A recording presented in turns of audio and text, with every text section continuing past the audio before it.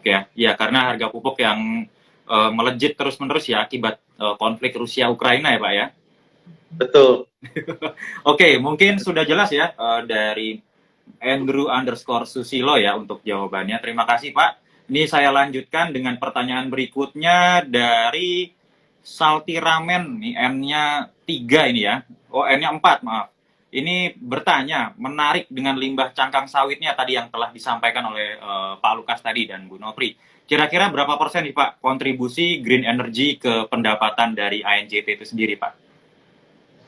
Ya, Atau ke kalau Bu green Nopri ya mungkin? energy, ya mungkin saya tambahkan sedikit dulu kalau untuk yang kontribusi green energy, karena ini adalah complementary business, kontribusinya terhadap total revenue tidak signifikan. Tetapi bagian dari ambisi kami untuk penurunan karbon tersebut, kami mempunyai target untuk meningkatkan portofolio penggunaan renewable energy menjadi 60%. Gitu, Pak. Jadi saat ini kita ada di kurang lebih di 40%. Waktu di tahun 2020. Dan kita targetkan akan meningkat sampai dengan portofolio penggunaan green energy ke 60%. Dan per kuartal ketiga kemarin kita masih on track. Memang tentunya itu akan dicapai di tahun 2027, tetapi kita terus lakukan monitoring. Apakah kita masih on track terhadap hal tersebut. Silakan Ibu Nopri ditambahkan. Kalau tadi pertanyaannya untuk limbah cangkang sawit, itu kan kita produksinya kira-kira yang bisa, maksudnya kalau yang kita pakai sendiri kan kita pakai sendiri untuk boiler dan turbin. Sebenarnya itu juga mengurangi biaya kalau kita beli solar.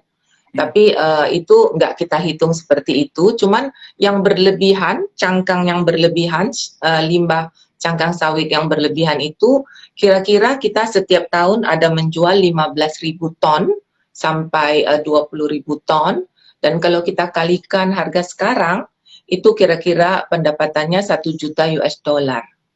Oke, 1 juta ya, US dollar. Tapi ada ya lumayan besar itu. Dulu itu kan hanya seperti sampah saja ditumpuk-tumpukkan, tapi sekarang itu sudah bisa menghasilkan 1 juta US dollar. Ya. Itu di samping dari yang kita pakai sendiri untuk menyalakan boiler kita dan menyalakan turbin kita. Ya.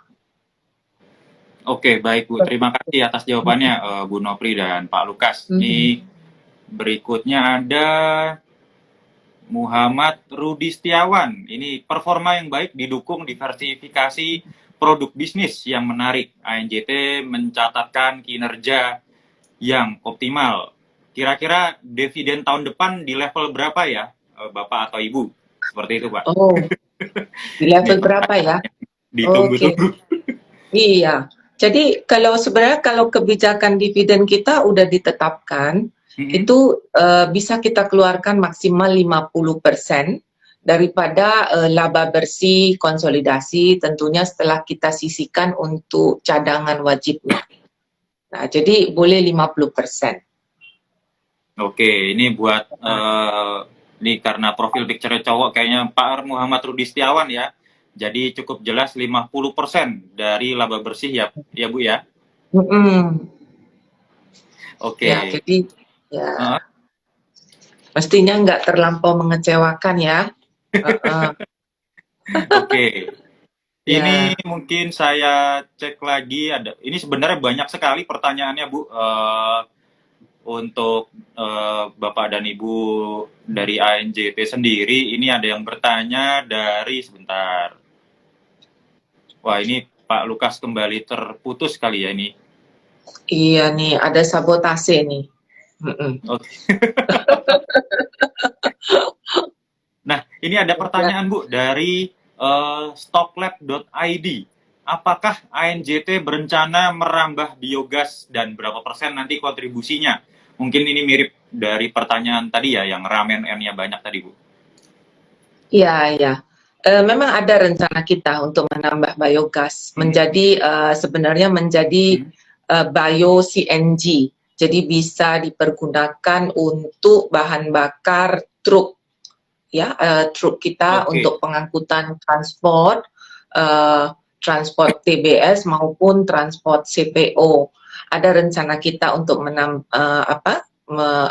menambah biogas plant di kebun kita. Mungkin untuk tahun depan satu kebun kita yang berada di Sumatera sini, Pak. Ya. Oh, Karena oke. dia kalau kita mau membuat untuk sampai ke bio CNG, dia harus bisa diangkut memakai truk yang 30 ton. Jadi kalau misalnya kebunnya itu sangat di pelosok, dia juga nggak bisa. Ya. Oh, oke. Jadi Tadi memang nanti, Pak Lukas bertanya, ya sorry, ya Pak oke, Lukas is mungkin back. bisa menambahkan nih, baru datang. Ini tadi ada pertanyaan tentang bagaimana tentang produksi biogas ke depannya, Pak, dan bagaimana pengaruhnya ke pendapatan. Ya, jadi memang salah satu bagian dari strategi kami untuk mencapai net zero tersebut adalah tentunya dengan penerapan teknologi-teknologi. Dan salah satu penerapan teknologi tersebut adalah mengembangkan lebih banyak lagi portofolio biogas yang saat ini ada di Belitung. Terus kemudian kami akan juga bangun biogas-biogas lainnya seperti di Ketapang atau Kalimantan Barat, terus kemudian di Sumatera Utara, dan tentunya nanti pada akhirnya ada juga di Papua Barat. Kenapa saya sebutkan pada akhirnya? Karena Papua Barat saat ini kalau kita mau bangun, feedstocknya atau bahan bakunya masih belum cukup. Jadi harus menunggu volumenya naik dulu gitu, Pak. Dan kedepannya, jadi kalau umpamanya dilihat dari sisi kontribusi, mungkin yang lebih tepat kontribusi kepada laba bersih, Pak. Karena kalau kita lihat bahwa betul memang ini bisa memberikan kontribusi kepada pendapatan. Tetapi dari sisi lain, kalau kita tidak jual kepada pihak ketiga, bisa juga kita gunakan secara internal, di mana dengan penggunaan internal akan membantu mengurangi biaya operasional kita. Contoh tadi saya sempat dengar Bu Nopri sebutkan bio-CNG, di mana bio-CNG tersebut, terutama untuk wilayah Papua Barat, itu akan membantu sekali bagi kami menghilangkan biaya bahan bakar yang cukup tinggi di sana. Karena biaya bahan bakar untuk di Papua Barat itu bukan cuma biaya harga dieselnya atau harga solar, tapi ongkos logistiknya juga. Jadi itu akan sangat membantu kita, bukan dari sisi penambahan pendapatan, tetapi mengurangi biaya operasional kita. Dan kontribusinya akan sama, yaitu memberikan suatu laba bersih yang lebih baik. Oke, jadi ada efisiensi juga di situ ya. Betul. Oke. Tapi bukan cuma dalam hal profit ya, mungkin juga dalam hal tadi itu environment. Karena Betul. artinya kan ada gas rumah kaca yang berhasil kita kurangi. Betul. Daripada proyek yang untuk mengkonversikan tadi limbah cair maupun limbah padat menjadi biogas atau bio-CNG. Ya. Nah, ini ada pertanyaan berikutnya.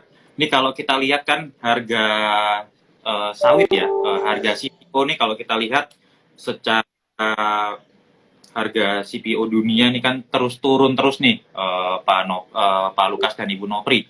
Nah, ini ada yang bertanya, Muhammad N. Cahyo, ini banyak berita kalau harga sawit turun menerus. Bagaimana ANJT menyikapi hal tersebut? Ya, saya jawab dulu Pak Lukas. Ya. Silakan. Kalau saya lihat ya sekarang, pemerintah kita udah cukup lebih berdaulat atas harga CPO ini. Nah, baru-baru ini, baru aja beritanya baru keluar hari ini, itu Presiden Jokowi sudah memerintahkan ke Menteri Airlangga untuk menambah B30 menjadi B35 di tahun 2023. Jadi macam mana udah diperintahkan menterinya untuk melakukan naik dari B30 ke B35. Jadi itu merupakan satu langkah yang dianggap sangat berhasil oleh pengamat dari luar. Kalau zaman dulu kan kita waktu itu kita at the mercy of harga internasional, ya kan? Nah, kalau sekarang kita juga bisa menentukan karena yang dipakai untuk biofuel itu, CPO yang dipakai jumlahnya lumayan besar, sampai 10 juta ton CPO. Jadi jumlahnya itu cukup signifikan dan dia bisa mengabsorb mungkin kalau ada misalnya pasokan yang berlebihan. Jadi untuk harga saya rasa pemerintah kita udah lebih mempunyai cara-cara untuk mengamankan harga itu tidak terlampau jatuh. Ya, justru yang mau diamankan kalau harga terlampau tinggi, makanya diterapkanlah DMO dan DPO supaya minyak goreng di harga lokal ini tetap terjaga, ibu-ibu nggak perlu ngantri. Seperti itu, Pak. Oke, mungkin bisa ditambahkan dari Pak Lukas kalau ada tambahan, Pak. Ya, jadi kalau kita lihat tahun 2022 ini, memang harga CPO sempat drop cukup signifikan, tetapi saat itu karena kebijakan pemerintah untuk melarang ekspor CPO. Sejak larangan tersebut kemudian dilakukan pelonggaran, relaksasi dengan menerapkan instrumen-instrumen kebijakan, yaitu salah satunya rasio antara kewajiban pasokan lokal dibandingkan dengan ekspor, kemudian harga sudah rebound, udah naik kembali. Jadi saat ini harga itu juga kalau kita lihat dari harga internasional, harga per hari ini tadi pagi saya lihat juga naik, meningkat udah di atas $930. Itu untuk delivery di bulan Januari 2023. Jadi sebenarnya kondisi harga itu masih kondusif.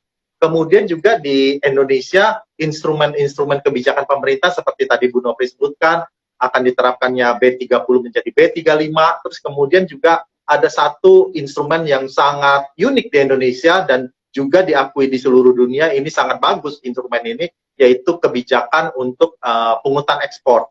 Di mana dari pungutan ekspor ini membantu pada saat harga sawit rendah, pemerintah dapat menggunakannya untuk meningkatkan konsumsi minyak sawit dalam bentuk B30, B35, dan wacananya kan akan terus meningkat menjadi B40 dan seterusnya ya.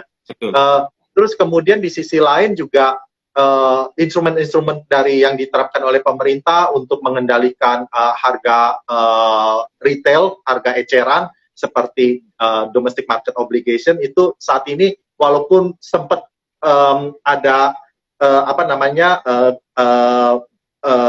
hambatan-hambatan di dalam penerapan, tetapi kelihatannya semakin kita mendekati akhir tahun, instrumen-instrumen tersebut sudah mulai lancar diterapkan dan kita tentunya berharap kebijakan-kebijakan pemerintah ini akan terus kondusif terhadap industri sehingga harga CPO itu juga akan terutama di dalam negeri itu juga akan kondusif. Sebagai gambarannya untuk di ANJ tahun 2021 kita mencatat harga jual rata-rata sebesar $801. Dan untuk tahun 2022 ini, kami proyeksikan akan jauh lebih baik dari tahun 2021. Kami estimasikan kurang lebih kita mungkin kalau harga akan tetap stabil seperti sekarang, kita akan mampu mencatat sekitar $830 harga jual rata-rata sepanjang 2022 ini. Oke. Baik, penjelasan yang menarik ini untuk tadi jawaban atas pertanyaan dari harga sawit yang terus-menerus turun begitu ya. Nah, ini ada juga yang bertanya dari Ibnu Pangestu 23 ini di kolom komentar. Izin bertanya Pak, untuk pupuk organik tadi ya, setelah disampaikan oleh Pak Lukas tadi ada tandan buah kosong ya Pak ya. Nah, ini yang dikelola oleh ANJT ini apakah nanti bisa diperjualbelikan kepada masyarakat umum Pak? Belum Pak, karena jadi kebutuhan kita bahkan misalnya kita bangun semua lokasi itu untuk pabrik komposnya, untuk mengolah semua limbah, kita masih tetap membutuhkan pupuk yang kita harus beli dari pihak ketiga. Gitu. Artinya kebutuhan pupuk organik ini akan 100% kita serap Pak untuk kebutuhan kita internal. Jadi memang masih buat internal dulu ya? Iya, akan tetapi ini dari bagian dari edukasi kita kepada sosial juga kepada komunitas setempat, kami juga memberikan edukasi mengenai penggunaan ekoenzim. Jadi ekoenzim itu berupa pengolahan dari limbah-limbah organik yang bisa berupa dari limbah organik rumah tangga, menghasilkan suatu pupuk cair yang bisa digunakan pada tanaman juga. Baik. Oke, mungkin ada tambahan dari Ibu Nopri. Tadi saya cuma mau bilang itu program CSR kita untuk petani-petani yang di sekeliling kita. Jadi ada kita ajarin juga untuk membuat kompos sendiri supaya mereka juga bisa memanfaatkan limbahnya juga. Ya. Ya. Tapi kalau limbah dari kita itu